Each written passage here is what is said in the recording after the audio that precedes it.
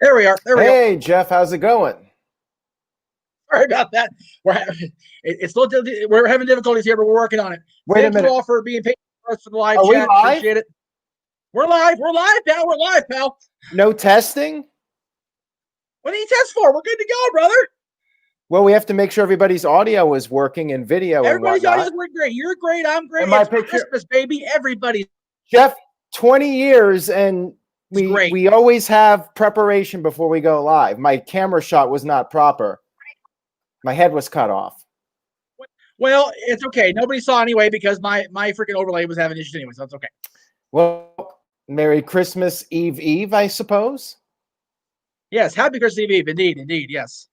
All right, so we got NXT to talk about. AEW Dynamite is actually on right now, and I'm guessing a lot of people will be watching that instead of us. But for those of you that are tuning in to watch us, thank you. We appreciate it. Let's talk about the NXT show. We kicked off with a tag team match for the NXT tag team titles. We had Oney Lorcan and Danny Burch going up against Drake Maverick and Killian Dane. Drake and Dane, they attacked Oney and Danny right before the match. So we went straight to the races with this street fight. Now, Jeff, maybe you can explain this to me with these street fights. Why do they do tags during a street fight? Isn't it anything goes? What's the deal? Yeah, you would think they'd have it be a tornado tag or something and actually label it as such because during a street fight, generally speaking, anything is supposed to go. So why would you bother with the formality of tagging your partner if you can just go in there and be willy-nilly and kick ass to me either, boss? You there? You lost, Jeff? Hello? Yeah, Hi? you're back now. You cut out for a minute. Okay, so what I was saying was, yeah, it really doesn't make sense that they would have tagging in a no rule situation. If you can not tag your partner and just kick ass whenever you want, why bother? Right. We do have a $2 super chat here from Power Packers 90. He says, "Still did not watch NXT because my Bucks were on TNT." Well, I am so glad that the Milwaukee Bucks are on TNT, superseding the Young Bucks. Shows how much TNT thinks of AEW. Is that what the game was? Is that the Milwaukee and I forget who played. Yeah, but it was the Milwaukee. Ironically, it was the Bucks. So they're haha there. Well, thankfully, you're here to let me know about the sports because it would all just go whoop right over my head. Pretty much, yes. So, anyways, I'm not understanding the whole street fight thing. And we had a street fight on Raw, same thing, where people were not bothering to just let it be a tornado tag. If it's a street fight, anything goes. Why are you standing on the apron waiting for a tag? It made no sense to me. And I thought the match was okay, but wasn't great or anything. And especially when we're coming off the TLC pay-per-view and Raw, where they're doing all these matches with people going through tables and whatnot, I was just kind of over it. Yep. And on top of that, you had two tables set up on the outside of the ring by Killian Dane. Take a wild guess as to who went through the table. Well, he actually did not go through the table. That's the thing. Killian Dane got knocked off the apron and he landed on the table and just fell over. So the table did not even break. I am the table. Going to be on a future episode of Botchamania for sure. And we had the cricket bats brought into play, just like at NXT TakeOver War Games. Yep. We had a belt being used during this street fight. And eventually Drake managed to make a comeback, hitting some low blows, which were totally legal in this street fight, naturally. But then he got hit with a low blow, which is weird to me because the low blow is usually what the heel does to win a match. So basically, Drake just got what he had coming. He hit the low blow first, and then they hit one on him. And then Drake got pinned with the DDT, and afterwards, Dane helped Drake out of the ring. And I remember a couple months ago, they were hating each other. So I guess now they're friends and whatnot. But yeah, the match really didn't do much for me. Any other thoughts you had on it, Jeff? No, just like you said, the whole thing with the table was wonky. It was almost as bad as the finish where the Big Show put his foot through the table and he lost. Yeah, that's that was funnier in hell though. Yeah. But yeah, this one was more cringe than it was funny. So yeah, I think that Big Show stepping on the table has to be the most outlandish finish for a tables match I've ever seen in my life. And for the title with that, which made it even worse. What title was on the line in that match? Intercontinentals against Cody. Oh yeah. No wonder Cody left. I mean, he got the victory, I guess. So hey, that's something. But still, when you're winning matches because a guy steps on a table, maybe it's time to go elsewhere and start your own promotion. Right. Anyways, we had a bunch of segments throughout the evening. It was a very Gargano Christmas, and they were in the home of Johnny Gargano and Candice LeRae. Indy Hartwell was there. You had Austin Theory there. You had all the Christmas stockings. Johnny was playing piano. They opened some presents. Austin Theory got this Gargano branded protein powder, which he enjoyed very much. He was eating cookies, but Johnny had to make sure that he's getting his protein in with that present. And we had several of these segments throughout the evening, which we'll get to. Absolutely. And we had a video package for Finn Balor versus Kyle O'Reilly. That match is coming up in 2 weeks at the New Year's Evil show. Kyle talked about how Balor is a guy that he was just born to wrestle. Like the two of them, it feels like they're destined to wrestle against each other. He then brought up how he injured Balor at the TakeOver 31 pay-per-view and said next time he's not just going to shatter his jaw, but he's going to shatter his legacy. Any prediction you have for this match? How hyped are you for this? I'm actually looking forward to it. I've been a fan of O'Reilly for a long time. I think he's definitely him and Fish are both not underappreciated, but definitely undervalued in the Undisputed Era. And I think that Balor hopefully is coming back into his own again as a champion. And I hope that I think he and O'Reilly have a good match. Like I said, Balor was in the tournament to crown the new NWA champion back in 2007. So he's definitely got that wrestler background where he can, go and do a 30-minute or whatever match and, not bat an eye. So these two are definitely going to go on New Year's Evil. No question. It's going to be an awesome match. Or as a winner, we'll get to that when we get to it. And it's going to be a pretty stacked show. We'll talk about some of the other matches here in just a few minutes. TJS sent in a $5 super chat. Thank you, TJS, for that. He says, NXT feels so unimportant to me that I'm not even going to watch tonight. Raw may suck, but at least I care about it. I miss Mauro Ranallo. Merry Christmas, boys. Absolutely. I agree with that very much, especially the Mauro Ranallo part. This is to be totally straight with everybody. This is the first NXT I've watched the entire 2 hours from start to finish in probably 2 or 3 months now, pretty much since Ranallo left. And yeah, it's just not the same. I think Wade Barrett does a very good job, but I miss Ranallo's energy. He really made the show seem more exciting than it really was. Without Ranallo, this just feels like the third WWE brand. Ranallo had that ability to have that passion that made NXT feel like maybe it was a bigger deal than Raw or SmackDown. That's how into it he got. So I definitely miss him a lot. And the Cleaver, Colin Andrews, sent in a $2 super chat. Well, says, but before we get to go ahead. Colin, let me just address Tyler's thing real quick. I noticed when Wade was still Stu Ben was working the NWA and with Joe Galli on the commentary. I love Joe Galli. Joe Galli is a wonderful guy, and I think he's a great announcer, but he doesn't have that pizzazz. And Wade, Stu, whatever you want to call him, added that to the NWA broadcast, which is why they brought him in when Jim Cornette had his spaz de jour. Wade definitely lends credibility and personality to the broadcast booth at NXT. He and Beth are doing a great job, but the play-by-play is just lacking so much without Mauro. Yeah. So, and yes, Cleaver says KOR to the moon. Absolutely, brother. I still don't think he's winning the title, but it'll be a nice showcase for him. He is either, but it would be an interesting wrinkle if they had him win and I still think it's going to end up being Cross that gets his rematch with Balor at some point. But we'll talk more about Cross here in just a few minutes. Let's move on. We had a backstage interview with Tyler Rust and his manager, Malcolm Bivens, and Bivens said that Tyler Rust is a diamond in the rust. So there's your new catchphrase for the newcomer, Tyler Rust. What are your thoughts on young Tyler Rust so far, Jeff? You and I are very familiar with Tyler. We've watched him for a long time out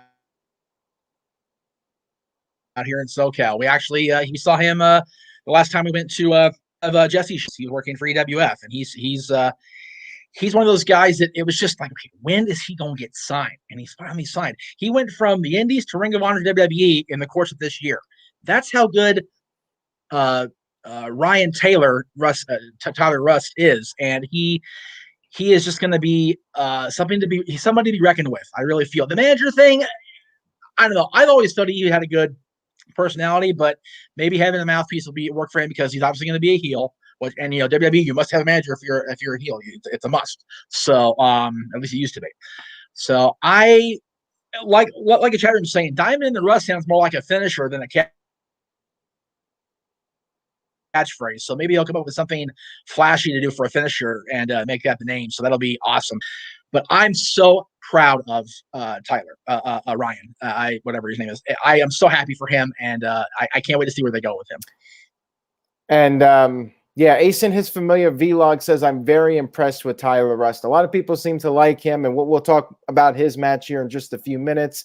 Right. We had Isaiah Swerve Scott, who I believe is turning heel now, going up against Jake Atlas, who had no entrance.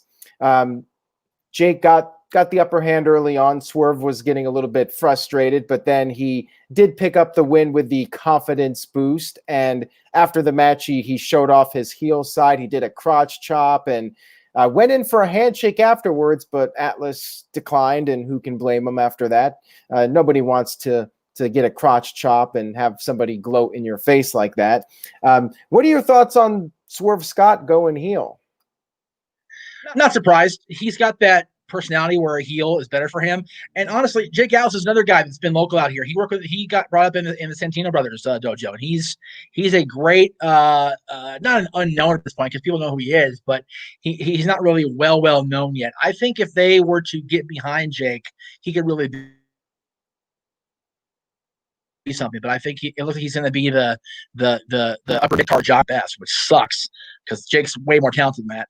As far as Swerve, again, the whole Swerve Scott personality lends itself to being a heel more than a babyface. So I can't wait to see how it goes. Looking forward to it.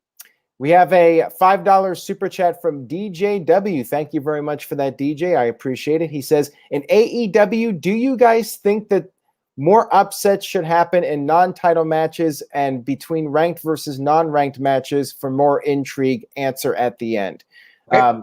Okay, we'll answer that at the end. Maybe we'll talk about AEW. Maybe by the time we're done with this, some of AEW will have aired and we can talk about the results a little bit. I did turn it on right before we started and Jericho was out there for the tag match. But we'll talk a little bit about AEW at the end. Anything else, Jeff? And thank you, DJ, for actually sticking to the topic and saying wait till the end. That was a good job. See? These people are paying attention, Aaron. They're starting to fall in line with you, Chief. Yeah, it's TJS that we still need to get in check. Well, I got Santa on speed dial. He's working hard, but I'm telling you, Tyler, watch it. Yeah, you might get Cole. That's it. Santa might call an audible. He's leaving soon, brother, so you never know. We had all right, so here's something to talk about. This is maybe the biggest news out of NXT. Well, there were a couple of news bits to talk about. So Velveteen Dream is back. I think he was gone for like a month or so. He seems to be coming in and out every month or two ever since the accusations came out back in June. And Dream had a funny line talking about Adam Cole. He cut this promo on Cole and Strong. They were backstage, and Dream said how the mighty have fallen. And Cole was like, coming from this guy, basically. And Dream called Cole a cheerleader, and Cole slapped Dream and challenged Dream to a match for the main event. And yeah, I looked on Twitter, WWE's Twitter account, look at all the replies, and people are not letting go of this, Jeff. They are still they've canceled Dream, and they're not changing their minds. We live in an age now, Aaron, and you have been around long enough to see the curve widen tremendously on this. Once you are in that doghouse with the internet wrestling community, it's very hard to get that door unlocked and get out of there. Very hard. Yeah. Psycho Jet Black sent in a $2 super chat. Thank you for that. Says, will people boo Dream once crowds are back? If Dream even still is working for WWE when crowds are back, which I'm not even sure he'll still be around. Like I'm a little surprised WWE hasn't just cut their losses with him. Like they're clearly not wanting to push the guy. So why keep him there? Like, I don't think AEW is going to sign him. You know, I don't think they're going to want to get involved in that drama. Jeff, what are your thoughts on Dream and how crowds will react? Reason they keep him for the same reason they came Lars around, because for some reason both those guys have that look that whatever Vince likes, that he doesn't want to cut them loose completely. Like, I don't understand either one of them still having a job. But all right, we'll talk more about Dream here in just a few minutes. I'm hoping that everything on your end is turning out okay for people, because you keep cutting out for me, so I'm not sure what the deal is. Just full disclosure, we're at my brother's house and we're using his internet, so it may not be the best. So if I cut out, I apologize, you guys. I'm sorry. So far, nobody has said anything in the chat room. So if you're somebody said I froze for 10 seconds earlier, so it's fine. Okay, if your video is perfectly clear, then I'm going to look foolish. But yeah, just let people know there might be an issue. Might be a glitch or two, folks. Don't worry, we'll get together. It is live. Things happen. We're live, pal. That's it. All right, so we had Tim Thatcher in a backstage promo talking about how his lesson with Tommaso Ciampa is not complete, and he wanted to fight the other week, but Ciampa just walked away from him, showing him no respect, and he's going to make an example out of the young man, the young upstart known as Leon Ruff. And we'll talk about that match in just a few minutes. Tom McCarthy with a $2 super chat. Thank you for that. I appreciate it. Says, do you guys like how AEW and NXT are at different times? Yes, I strongly prefer them being on separate nights. I think NXT should be on Tuesday nights and AEW should be on Wednesday nights, but that's just my opinion. However, I think a lot of people would agree. Your thoughts, Jeff? Well, I watch them at different times anyway, because I generally, depending on what show we're going to cover with you and I'll watch that show on the East Coast feed through some other means of watching the shows. And then at 8 o'clock, I'll watch the show that's quote unquote live to the West Coast, either NXT or whichever one I haven't watched yet. So for me, it's no real big transition. But for you guys out in the East Coast, I'm definitely believing you guys are loving that, because you get, basically 5 to 7 for NXT, and then once AEW, once TNT's done with the basketball, I heard a crash. About the wrestling, so it's probably great for you guys. And Psycho Jet Black is windy as a mother effer right now, which is probably why the power keeps fluctuating on my show, because it's windy as hell. So I apologize. Yeah, we lost power at my house today. It's been out all day. They cut us off again. So that's. Be glad you're gone, boss. I'll tell you that shit right now. It's terrible. That is unfortunate. All right. Hopefully you're able to stick with us for the rest of this. We'll be okay. We had Ria Ripley versus Dakota Kai in a one-on-one match, and Kai went after Ripley's arm, sending it into the post, and Ripley ended up putting on a submission, and this is when Raquel Gonzalez came down to the stage and tried to distract Ripley. Thankfully, Ripley did not break the hold and start acting like a stupid baby face. She kept the hold on, but Kai was able to get to the rope. And Kai picked up a near fall using an interesting move. It was like a Canadian destroyer, but she hit a backstabber. So I like the variation of it. That was pretty cool. However, Ripley did pick up the victory, hitting the riptide and putting away Dakota Kai. And after the match, Gonzalez got into the ring, and you had the classic pull-apart brawl. The referees, the producers, all these people were trying to break them up and keep them apart, but they kept breaking through and continuing to fight. Anthony sent in a $2 super chat. Thank you for that, Anthony. He says, where are the no DQ&A videos, Aaron? Love the channel. Well, thank you for the comment, and I'm glad you're watching. I just got burned out on doing it, and people were not sending in a lot of questions, so I think maybe it just ran its course. And if people really want it back, let me know. Maybe I'll bring it back, and maybe I'll do a live stream. I did enjoy doing the live streams, and it's been a while since I've done a live Q&A on Skype. Unfortunately, even though I was having fun with it, there were people trolling, and that made it a little bit difficult. But yeah, I was doing the Q&As for like 9 years and something like 1,150 videos. That's a lot. And I might bring it back at some point, though. You know, after a while, you end up talking about the same thing over and over again. People send in the same questions, and I felt like I was getting a lot of duplicates, and maybe at some point. It could be also, Aaron, the fact that I'm doing, my show simulcast on your channel also. I do the same thing for Talk Wrestling. So it may be that they're just, they're getting their Q&A fix out of me on Mondays, which I don't have a problem with. But, if you guys want to hear back, please let us know. And, if there's enough positive feedback. Yeah, absolutely. I just go by what the people want and what there seems to be interest in. That's it, brother. And we have a $2 super chat from OG Crushes. Thank you for that. I appreciate it. He says, that was Dakota Kai's finisher, the chiropractor. Is that what it's called? Oh, that's right. That's right. Is that what it's actually called? I believe so. Oh, all right then. Well, I like the name of it. I did not know that was the name of it, if that's the case.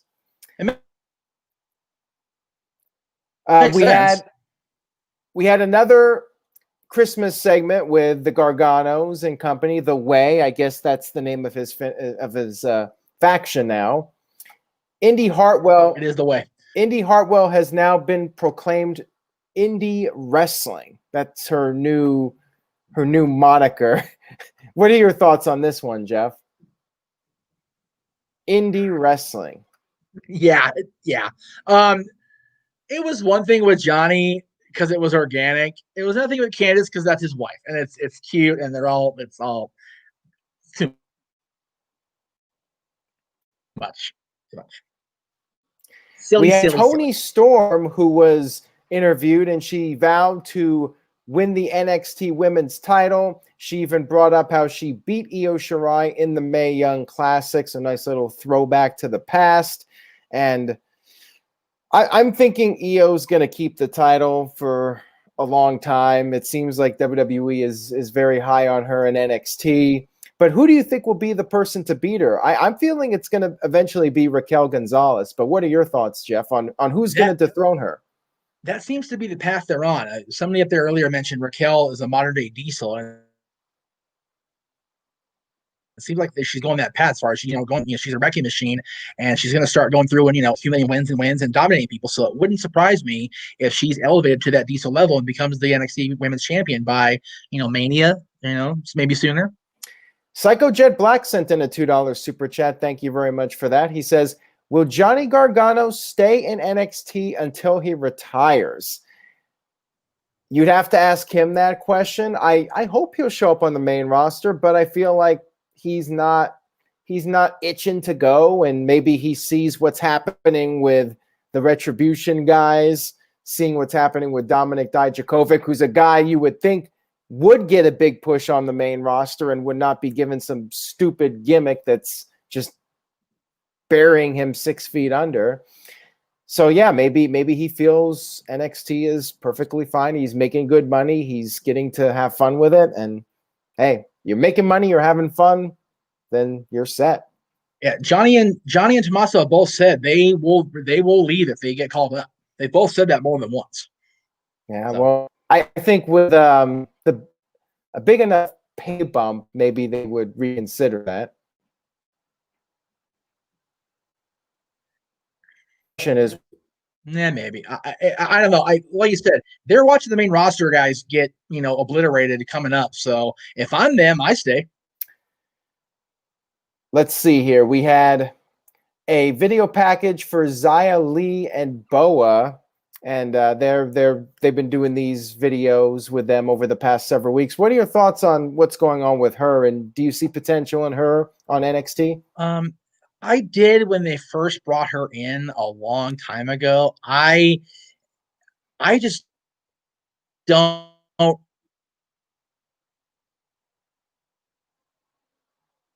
They kind of fall flat for me. Yeah, I'm not sold on the gimmick at this point. I guess I'll have to wait and see how it plays out, but the video packages have not really done much for me up to this point. We had Bronson which is the complete opposite of what they're supposed to. They're supposed to generate interest, and they're not doing that for me. So, absolutely. We had Bronson Reed come out for his return match. He's been gone for a couple of months. I like the presentation with the Titantron and everything, kind of like Godzilla or King Kong with his entrance. However, I'm not a fan of the lizard doll or whatever it is around his neck. I think it just looks too cartoonish. Kind of reminds me of like Mantar. Not as bad, but yeah, I would drop the doll around his neck. Everything else was pretty cool though. And he does have like this Vader presence to him a little bit, or a Bam Bam Bigelow presence to him that I think could go far if he continues to build up some momentum. He picked up the win very quickly. It was basically a squash match with his tsunami splash off the top. Your thoughts on Bronson Reed, how he looks and his potential in WWE and NXT? Well, the whole lizard thing, reminded me of very, very briefly, reminded me of when Ricky Steamboat first came back to WCW Clash of the Champions in 91, had that big freaking like dinosaur thing on his head when Dustin brought him out, or whoever, I think it was Dustin that brought him out. And like for a minute, I'm like, okay, it's kind of a cool vibe, but like you said, very cartoonish, very outdated. Bronson is good. I mean, once you take this stupid thing off his head, this guy can go. Like you said, he has a Bam Bam or a Vader aura. He also has a kind of a Rhino-ish look to him. I like that about him. He has potential. And he has for a long time. He was great in the North American, for the early days of the North American Championship contender stuff. So maybe they'll put him back into that slot. There's a comment in the chat room here. Power Packers 90 says, why would anybody want Johnny on the main? Well, he could face Daniel Bryan. He could face Seth Rollins. He could face AJ Styles. There's a lot of guys that he could have some great matches with, and it would be a change of scenery for him. I just think he's been stale in NXT, and same thing with Ciampa. Like, I want to see them in a different environment, wrestling different people, and I know they're against it, but like characters get stale after a while, and that's why the territories were so important, because guys could go to a different territory and they would be a fresh face. And when WCW and ECW were around, people could go to the different companies.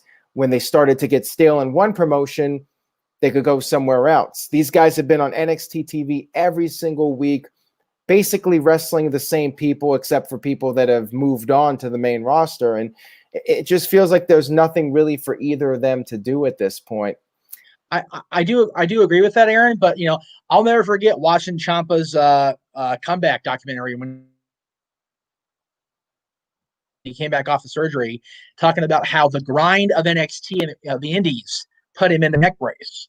Can you imagine if they go back to work full time and they're doing these 5-day loops every week or 52 weeks? Ciampa's neck will not hold up for that at all. It won't happen. So I can see Ciampa staying down in NXT, or if you want, staying in NXT. I won't say down. It's not really down. Gargano's been around longer than people realize. Like, he's not at the very beginning of his career, so he might just want to wind down NXT and and actually contribute there on that level, regardless of if he's wrestling or not. And speaking of Gargano, we had another Christmas segment. Candice LeRae was given her present, which was the last wheel of Shotzi Blackheart's tank. Gargano searched through the garbage dumpsters and the landfills, apparently, and he found that final wheel to give to her, so she has that souvenir. Damn.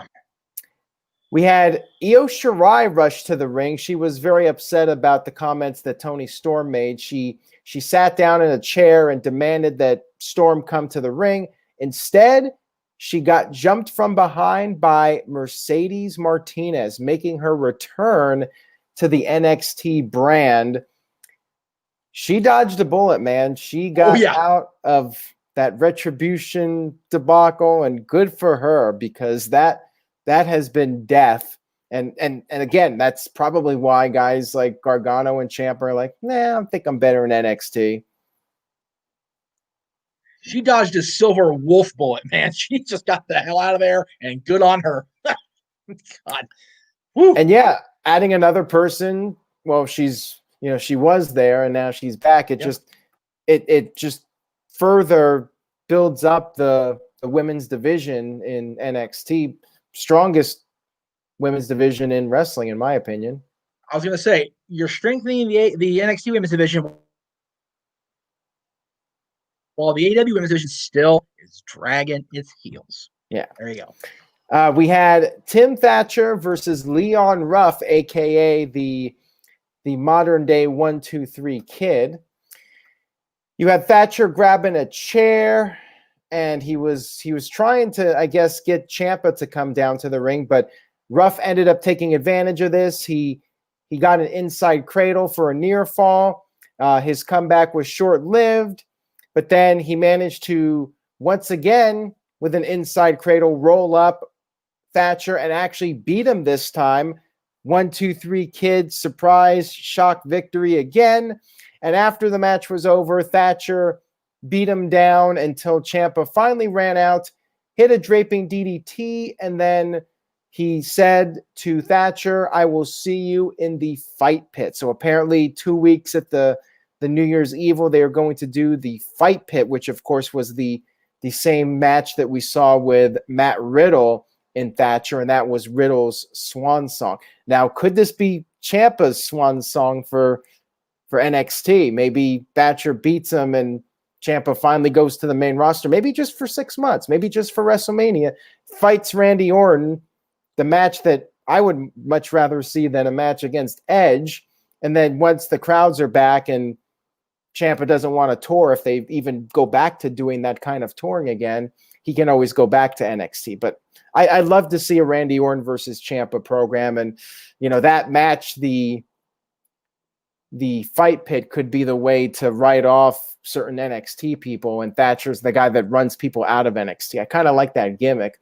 So what were your thoughts on this and them doing this match in the fight pit? Well, first of all, as far as Leon Ruff being the 1-2-3 Kid for 2020, somewhere Sean Waltman's Lightning Kid tights are rolling over in their crate in the garage instead of he's not dead yet. Whatever. Means to an end. Thatcher got the got the loss, and he started beating the Kid up, and here came Ciampa to save the day, the old veteran saving the Kid, and then we had the fight pit. I love the fight pit gimmick. I'm glad it ain't Riddle, because y'all know how I feel about Riddle. So Thatcher and Ciampa are going to give us something very, very special to see at New Year's Eve. I think it's going to be an awesome fight. Hamp Connor with a $5 super chat. Thank you, Hamp. I appreciate it. He says, guys used to have the ultimate goal of main eventing WrestleMania, but now they just rather be in NXT. Damn. And he says, it's sad how things have changed. Yeah, that is pretty sad. And I'm not sure if the blame should be put on them, or maybe the blame should be put on WWE for just ruining the spirits of these wrestlers that had a dream to one day main event WrestleMania. Now they're like, nah, I think I'm good in NXT. That's something that's very telling, because back in the day, that would be everybody's dream. And the saying is, if you're not in wrestling to be in the main event, then why are you even there in the first place? And WrestleMania is the main event. But as far as a lot of these guys are concerned now, it seems it's not anymore. WrestleMania is not the end all be all. I get told quite a bit that certain people within the inner circle up in the tower watch our show. So Vince, there you go. All right, we had Dexter Lumis in a backstage segment. He was doing one of his drawings, and he drew Ria Ripley versus Raquel Gonzalez, last woman standing match for the upcoming New Year's Evil show. So like I said earlier, they're stacking the show, like you said. Yeah, it is going to be a very stacked show up against night 2 of AEW's New Year's Smash. This week was the Holiday Bash, and then next week it's the New Year's Smash Part 1, and then the New Year's Smash Part 2. It's kind of difficult to keep track of with all these special events that everyone's doing. You got the Bash, the Smash, you got the New Year's Evil, which was a name that WCW used back in the day. New Year's Evil. Do you remember that one? I actually just finished watching December and January from that time period, and New Year's Evil was supposed to be this big thing. They said they were going to have Kiss there, this big old thing, and then they let Bischoff. They didn't let him go. They sent him home, and they went, okay, first thing, Kiss, bye. Yeah. So New Year's Evil is pretty much just a throwaway Nitro, which is unfortunate because it had a lot of potential. This New Year's Evil is going to be something really. I think it's going to be a kick-ass show. Yeah, it should be. It's definitely being hyped up, and the big NXT events have always been really, really solid. And that Halloween Havoc show was awesome. Yeah, I am so happy. As petty as it is, they've signed up these WCW names so Cody can't get them, right? I love Halloween Havoc. The Great American Bash was a good show because you had the Keith Lee, Adam Cole thing. That was really good. And it's would Cody prefer to have these names? Of course. Do you think that's for it? I don't think Dusty to get shit either way. Business is business, baby. But either way, they're both doing great things on these special type supercards. And I think that both shows now, the next 3 weeks, 2 weeks, have a really good shot of being something special and really making us stay tuned on Wednesday nights. It's going to be good to see. Absolutely. Ace in his Familia vlog says the problem is people want NXT stars to get pushed right away. Like, come on, you have to earn your spot. Yeah, yep. I mean, that is a valid point. But then again, when you have the entrance music changed and the presentation changed, the stuff that people liked about the NXT characters, then you have a problem there. Like with Keith Lee, he was perfectly fine as he was in NXT. There was no need to change him. If it's not broken, don't fix it. I think that's part of the issue that people have. And with Riddle, they're really trying to make him like this stoner character. What's that movie? Fast Times at Ridgemont High. Yeah, that one character. What's his name? I forget. I never seen the movie. Honestly, people are trying to compare him to. I've never seen. I really don't care. But people have been trying to compare him to Rob, and I go, where did other than the stoner relation, where do you see the Rob thing? It makes no damn sense, and no wonder Rob has to keep the guy's head off in a random. Sean Penn was the guy in. Sean Penn was the actor, but the character I couldn't tell you. If you told me name the character, I have no idea what the hell's name. I mean, I've only seen it twice, but it's an '80s classic. More times I've seen it. I'm shocked you haven't seen it. Dude, Aaron, put it this way. I feel so bad because I'm on with Virtue because I haven't seen the vacation movies, any of them, ever. What? Or Fast Times, or any of these movies. I sit there, I go, I feel like the episode of Friends where Joey's trying to learn about something to talk about. The other five are just talking about shit. So wait, so you're just watching all these shitty wrestling shows all the time when there are some classic movies you could be watching. What is with you, Jeff?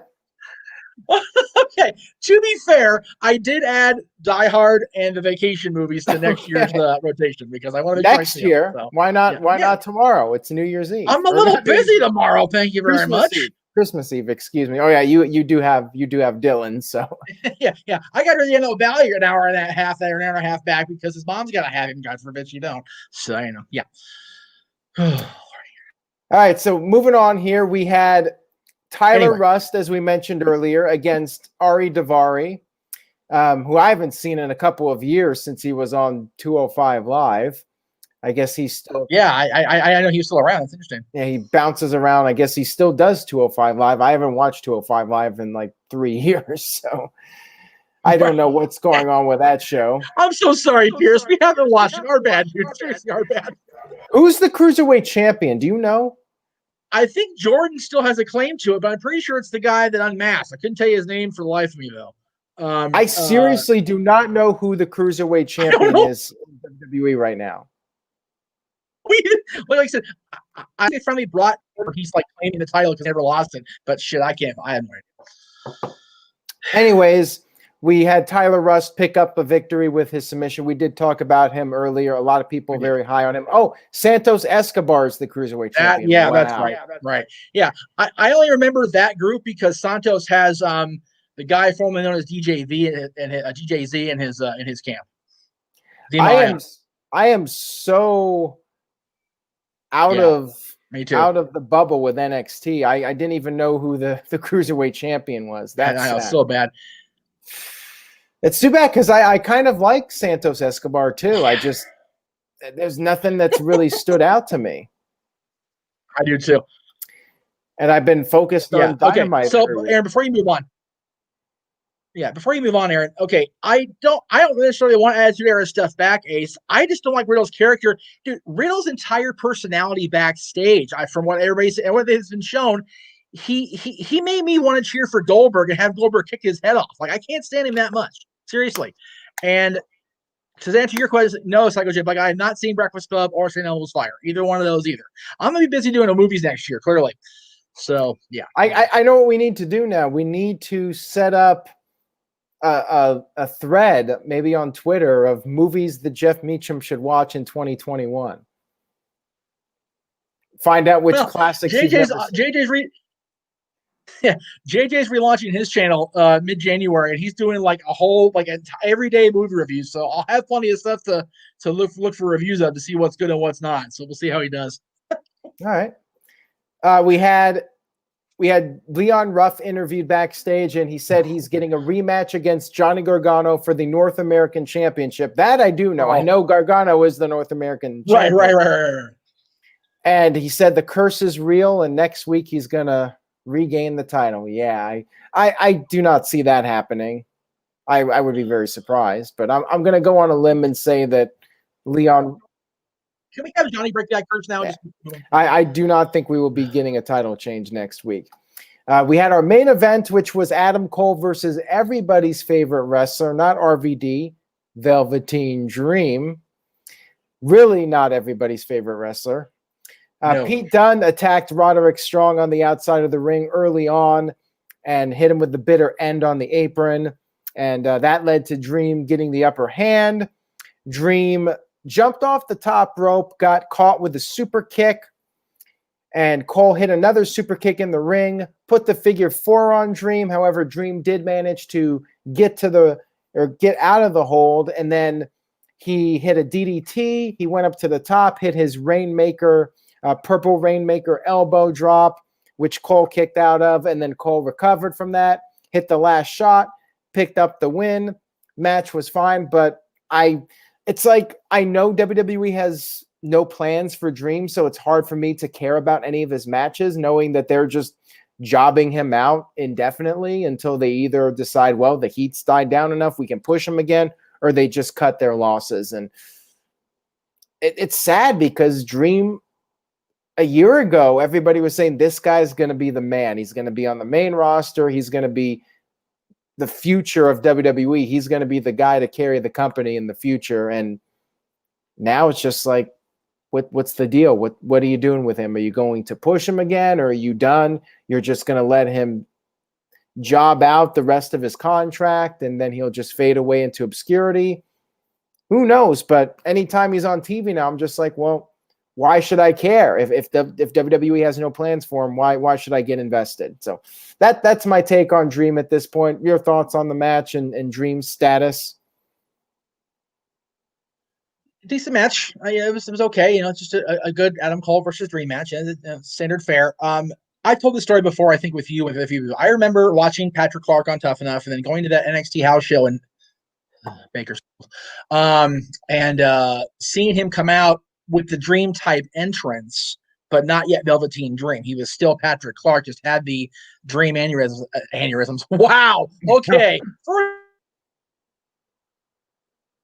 Slip. Hi. Mannerisms. Good Lord. And I turned to my dad. I said, "Watch, that kid's gonna be a star," and he was, until he screwed up. So, well, allegedly screwed up. I said aneurysms. I need a nap. Yeah, don't we all? It's pretty late. It's been a busy week. I'm not sure if people notice. I'll call myself out. I was trying to take a sip of this water bottle with the cap on. I don't know if people caught that earlier. Yeah. That's how Yeah. that's how like worn out I am just from getting everything ready for Christmas and TLC and Raw and just a lot of things happening. I end up I feel like I'm having an aneurysm, you know? And not to make light of it. I shouldn't have said that. No. But it's definitely rough to have a major gimmick heavy pay-per-view and Christmas Eve and the shows before all in the same week. You know, I'll tell you what, Friday we're gonna get up, do presents. I'm gonna go night until Saturday morning. Goodbye. Yeah, so over it.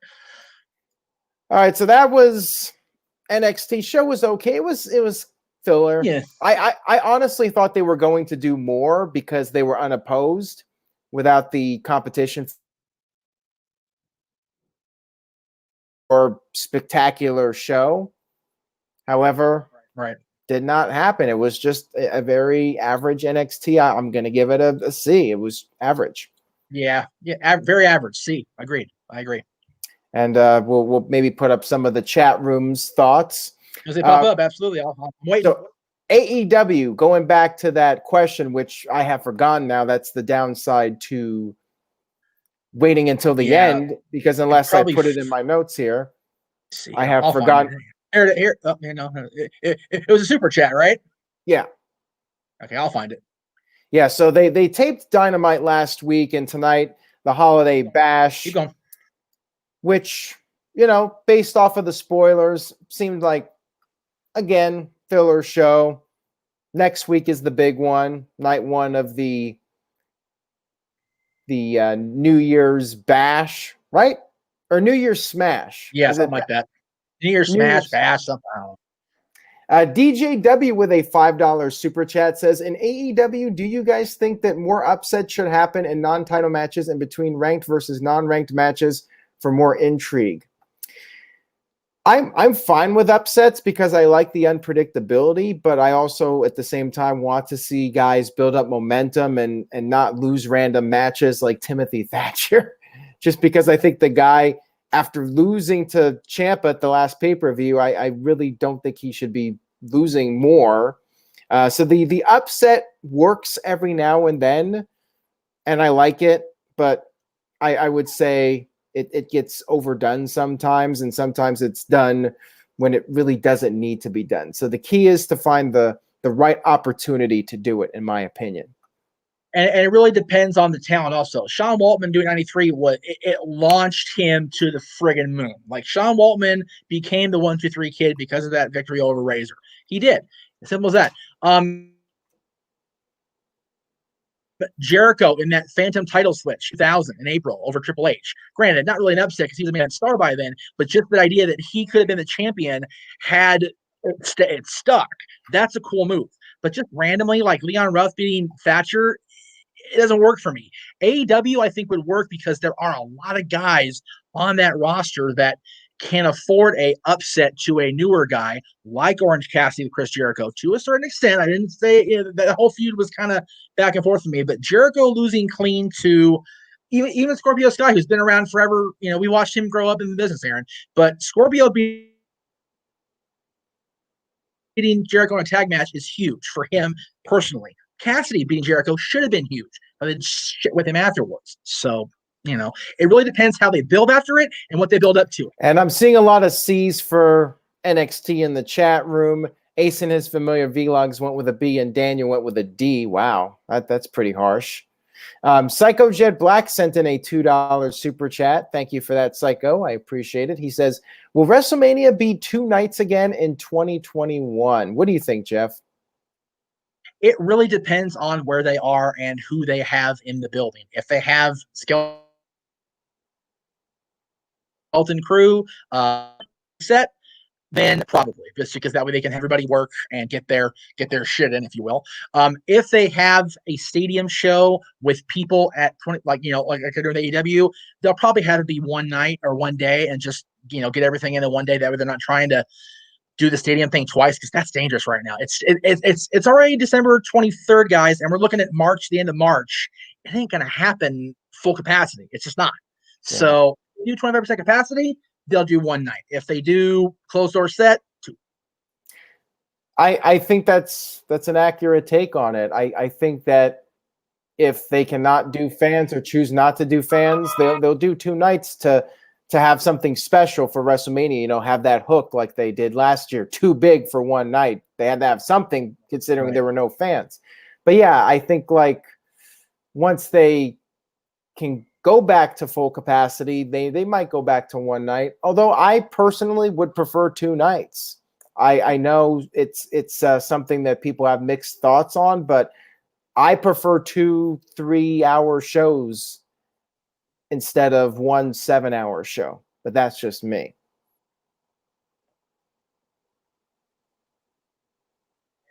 Yeah, even covering the show this year, my first real live watch along on the network, night 2 was still long as hell. Yeah. So it's I remember WrestleMania 2 being in 3 different times on the same night. I can't imagine those poor production guys, being in New York. Yeah, Vince and Susan in New York for how many hours when they were done in LA. Vince is a cyborg, so that's okay for him. But like for Susan and for everybody, the others, they had to be dog ass tired by then. So I can't imagine having that long of a show with that many matches on a card being one day, unless there is. All right. Well, on that note, we will go ahead and wrap up this live stream. We are very close to Christmas. I hope everybody has a very happy and safe holiday and holiday weekend, whatever you're doing. Jeff, anything you would like to plug and promote? Well, Merry Christmas from all of us to all of you from No DQ and the Championship Network. Aaron and I really appreciate you guys tuning in. I know my network is still fledgling, but we're doing better. Tomorrow, as a matter of fact, on Christmas Eve, I think it's going to go up around 10 o'clock a.m. my time. JJ and I have our bonus episode of Dads. We're doing the top 10 Christmas songs of our on our own playlist. That'll be tomorrow. And then we're back to normal come Monday with wrestling and all the other shows. And Aaron will be back Monday after Raw, as he do, because he'll cover Raw for you folks. So, and I'll watch it if I can, and try to follow along because Lord knows I have. Psycho Jet Black. You know what? I'm probably the only guy that's not getting bro nuts from Santa this year because I don't like the bro nuts or the Santa Claus for me. So he knows I don't like Matt Riddle. So or Riddle. Sorry, not Matt. He's not Matt anymore. He's like Madonna. He's a one name guy. Anyway, no bro nuts for me this year. Aw. Oh, that's okay. All right, guys. I got a nice computer to work with, so it's all good. Stay tuned to NoDQ.com for the very latest, and I will be back Friday night for SmackDown, even though it is a tape show. It was a loaded show. A lot of things happened without spoiling anything. It was an eventful SmackDown, so I will be talking about it Friday night afterwards. Maybe I'll give some thoughts on Dynamite. I'm not doing anything tonight. I'm heading to bed when we're done with this. Right. But I'll check out Dynamite probably tomorrow and then have a video up Friday night. So stay tuned for all that. Take care, everybody. Subscribe if you haven't already and tell a friend. Spread the word, spread the love. Again, Merry Christmas, and we will see you guys next time.